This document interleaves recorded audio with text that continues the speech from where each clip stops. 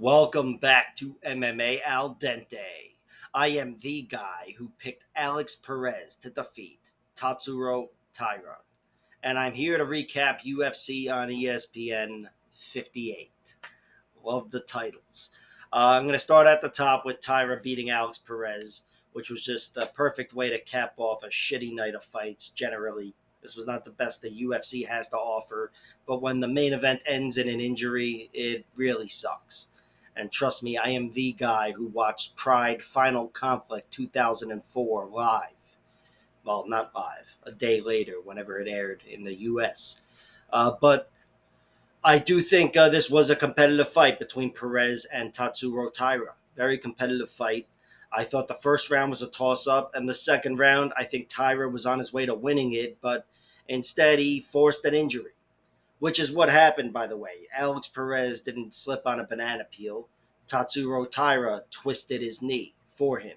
So I guess it's halfway to a legitimate TKO victory, but it's just not the type of thing that would happen again if they fought. So I don't know. I can't say it's a bullshit stoppage, but I don't think it does much for Tatsuro Taira. It's a pretty name to have on his record, and it was a main event, but it was an unfortunate event.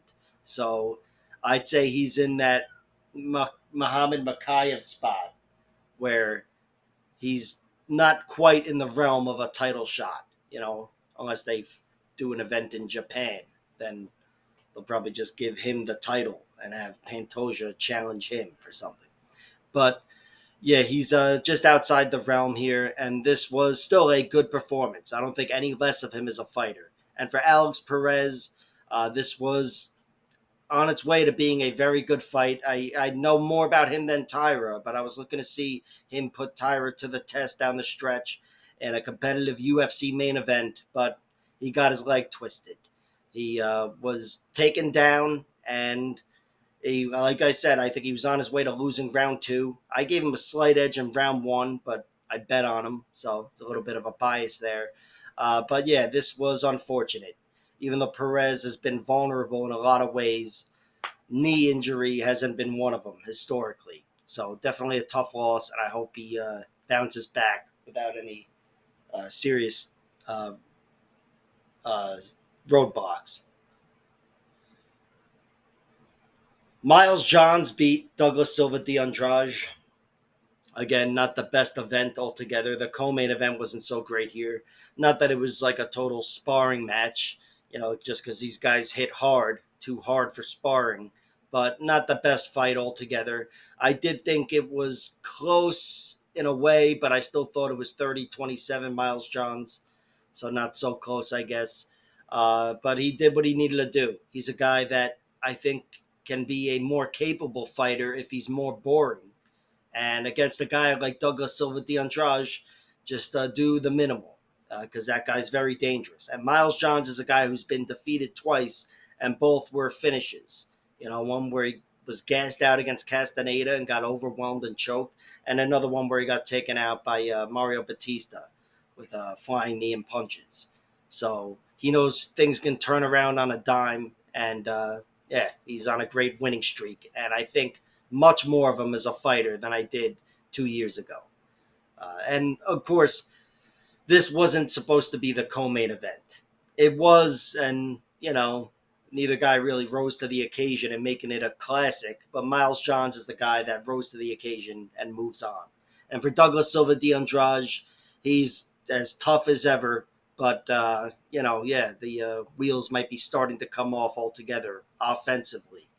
And yeah, he was a step behind in that one. Speaking of which, I thought Timothy Kawamba was a step behind against Lucas Almeida. I think he slowed down a little bit with each big moment. Lucas Almeida dropped him multiple times, and Timothy Kawamba was not the force that I expected him to be wrestling wise. I thought he'd be bullying around Lucas Almeida physically, and instead he was on the outside, getting hit by a much cleaner, more dangerous striker, and yeah, he was not able to be the superior athlete there from the outside or on the inside. He was just beaten up, but he did showcase his toughness. Showcased his toughness. I think a lot of his durability, or his heart anyway, because he was rocked and dropped multiple times in this fight, but he stood tall in the end. So there was that. But yeah, this was a fight in which he was outclassed by Lucas Almeida.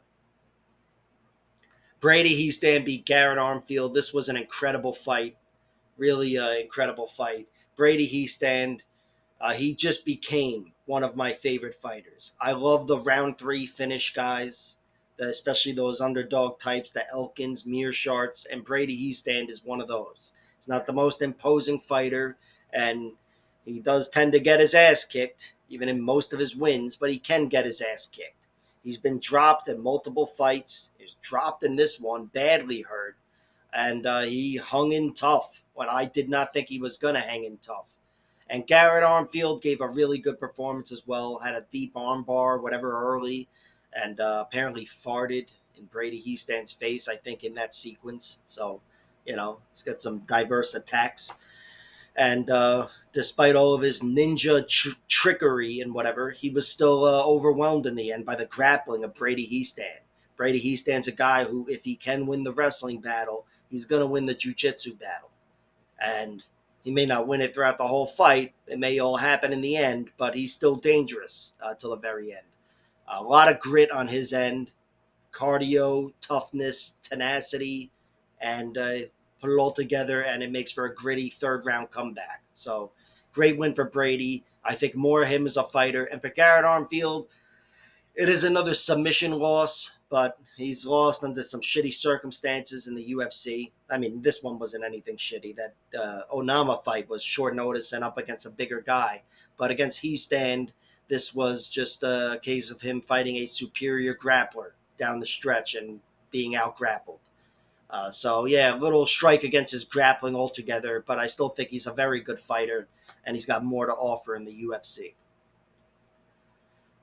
Asu Amabayev beat Jose Johnson. I'm always about to say Jose Johnson, but I know he's American. Asu Amabayev, this guy's a force of a wrestler, and he was up against a guy who was 3 times his size, and he still overwhelmed Jose Johnson. Was able to control a much bigger man and a much more dangerous athlete, and threaten him throughout the fight.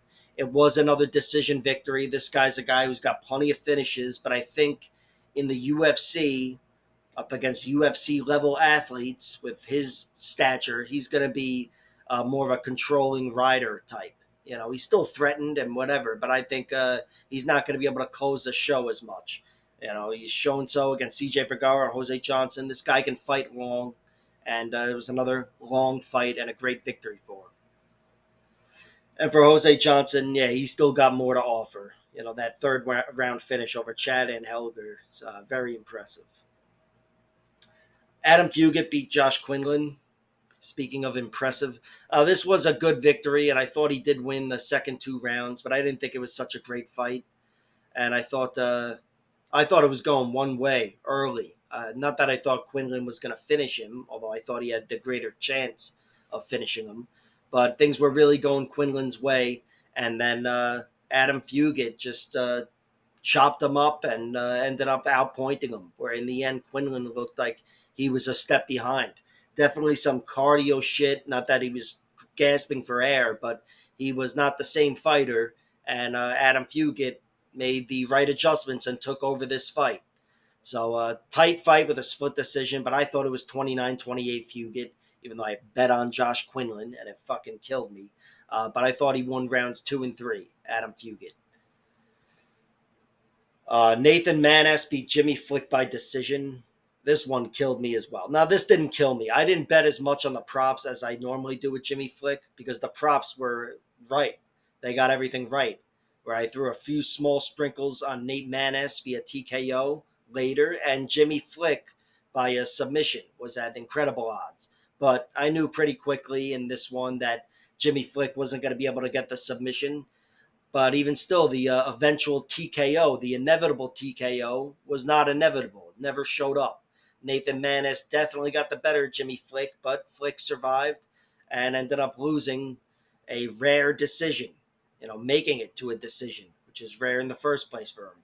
So Overall, a weird fight, a very weird result. But Nate Maness, I did expect to win on those grounds, being too much physically for Jimmy Flick, even though he wasn't that much more of a physical force. I just thought he was a little too much for Flick.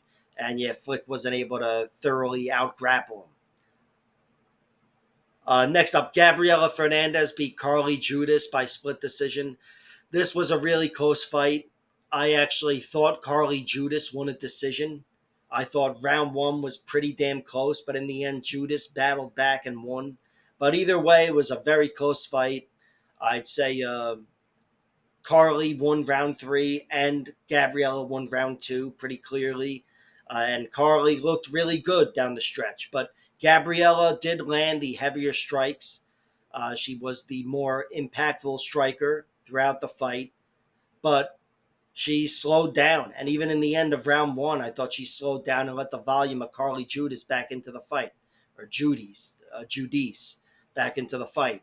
So it was a very close split decision, but it went Gabriella's way. I thought it should have gone to Carly Judice, and she showed a lot of the same great traits she showed in the first fight, the fight on the Contender Series. But yeah, we're going to learn more about her. Tough way to make your UFC debut, a very winnable fight, and a fight that I don't know the media scores, but I scored it for her anyway. But it goes Gabriella's way. And Gabriella, she didn't completely fall apart in the end in round three.